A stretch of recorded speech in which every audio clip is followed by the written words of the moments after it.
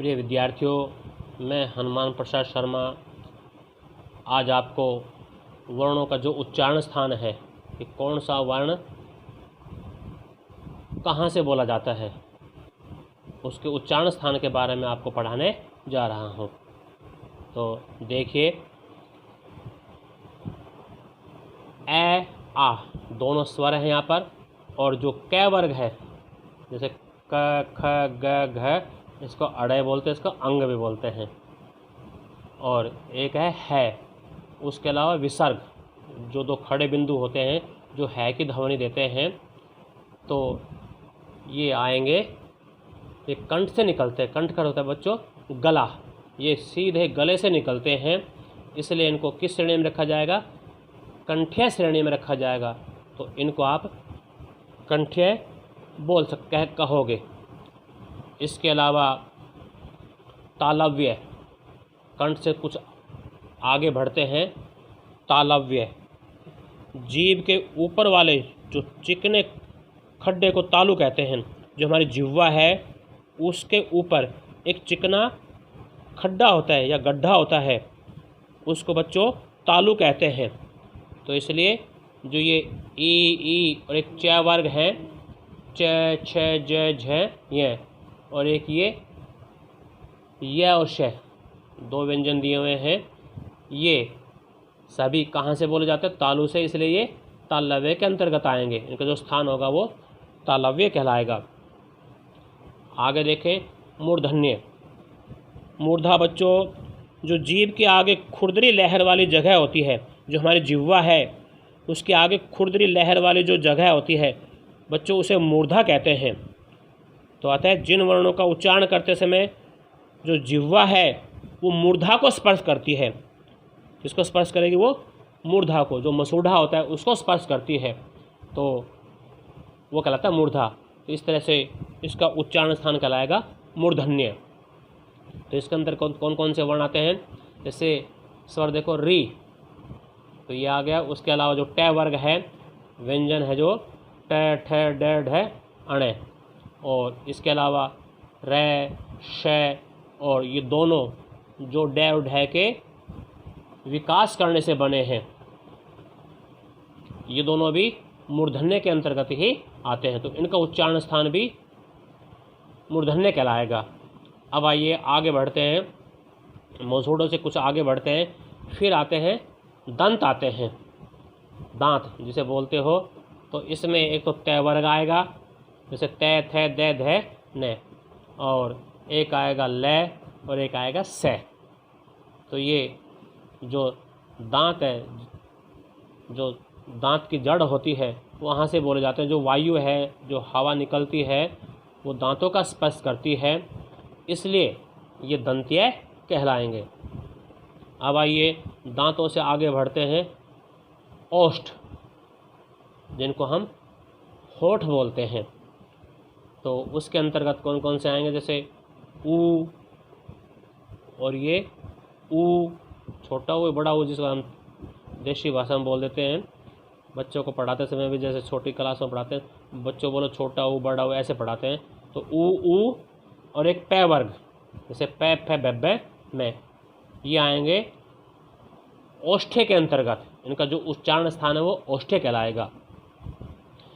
फिर बच्चों अब ये डबल हो गए कंठ तालव्य, कंठ भी और तालव्य। तालु का मैं कंठ और तालु को ऊपर पढ़ा चुका हूँ, तो ये दोनों के संयोग से बनते हैं।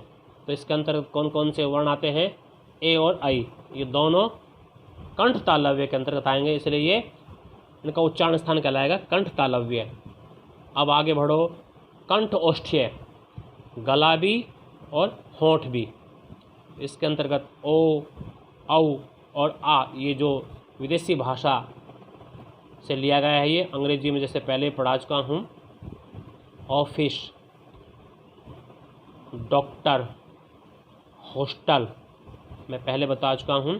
तो ये भी कंठ ओष्ठ्य के अंतर्गत ही आएंगे, तो इनका उच्चारण स्थान कंठोष्ठ्य कहलाएगा।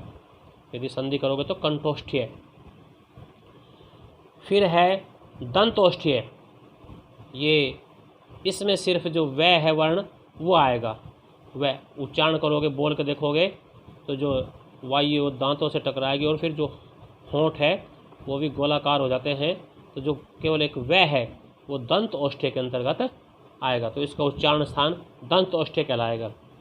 बच्चों एक है नासिका, कि वे ध्वनि जो नाक से निकले, जिनका उच्चारण नाक से होता है। तो जो ये मैंने वर्ग लिखे हुए हैं, जैसे ये यहाँ लिखा है अंग, ये अणे, न और ये है पा, ये मैं, तो ये पाँचों के पाँचों 1 2 3 4 5 ये पंचाम अक्षर हो गए, 5 अक्षर हो गए।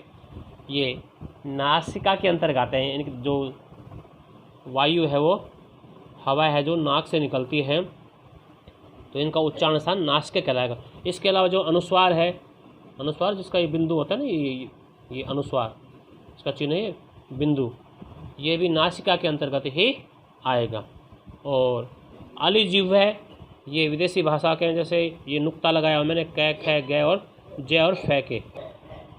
तो विद्यार्थियों जैसे मैंने बताया, ये प्रत्येक वर्ग का जो 5वां अक्षर है, जैसे इसको अड़ भी बोलते हैं और इसको अंग भी बोलते हैं।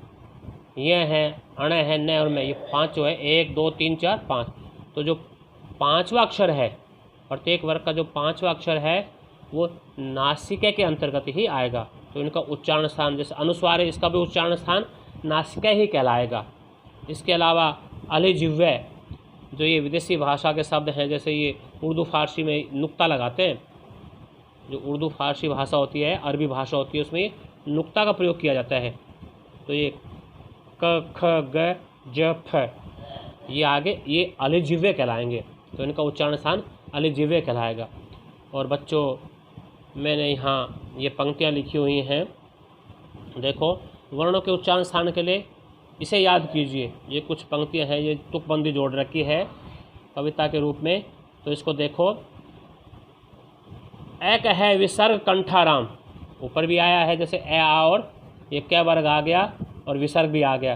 तो एक है विसर्ग कंठाराम, इच यस भी है तालूराम, रिटस से जानो मूर्धा जी, लिटस पुकारो दंत जी, उप आते हैं ओष्ठ में, केवल वह दंत ओष्ठ में, ए ऐ कहे कंठ तालु, ओ औ कंठोष्ठ में, नासिका से पंचमाक्षर, नासिका से पंचमाक्षर, जिह्वा रखो प्रकोष्ठ में। प्रकोष्ठ होता है जो मुख विवर होता है, पूरा मुंह है, जो वायु हवा जो वायु है, जो हवा है, वो जो हमारी जिह्वा है वो किसी ना किसी स्थान का स्पर्श करेगी। प्रकोष्ठ होता है जैसे परकोटा, मुख विवर, पूरा मुंह है गले से लेकर ये होंठ तक, तो उसको वो जिह्वा स्पर्श करती है। उसके आधार पर इनका उच्चारण स्थान नाम दिया गया है कि कौन सा, जो जिह्वा कहाँ से स्पर्श करती है, किस भाग को स्पर्श करती है। तो इस प्रकार से मैंने ये यहाँ लिख दिया। जैसे ये मैंने कै लिखा है, ये हो गया कै वर्ग, यहाँ ये च हो गया च वर्ग, इसमें ट वर्ग, ये त वर्ग और ये पै वर्ग, और ये मैंने पाँचों के पाँचों 1 2 3 4 5 ये वर्ग लिख दिए, जो मैंने व्यंजन के अंतर्गत आप लोगों को पढ़ाए थे पीछे। और ये ए है और आ है, उसी का ए और आ ये है हो गया, और विसर्ग ऊपर मैंने पढ़ा दिए। तो इनका प्रयोग इनके ऊपर आप करके देखना, और यदि इन पंक्तियों को याद कर लोगे तो आप कभी भी उच्चारण स्थान में गलती कर ही नहीं सकते। तो ये भी इम्पोर्टेंट चैप्टर है, ये एग्ज़ाम में अवश्य पूछे जाते हैं कि कौन सा वर्ण कहाँ से बोला जाता है, उसका उच्चारण स्थान कौन सा है। इसको ध्यान से पढ़ना, इसकी ध्यान से प्रैक्टिस करना, और आप लोगों को ये पसंद आए तो इसको अवश्य शेयर करना और सब्सक्राइब अवश्य करना। ऐसी आशा मैं आप लोगों से करता हूँ। धन्यवाद।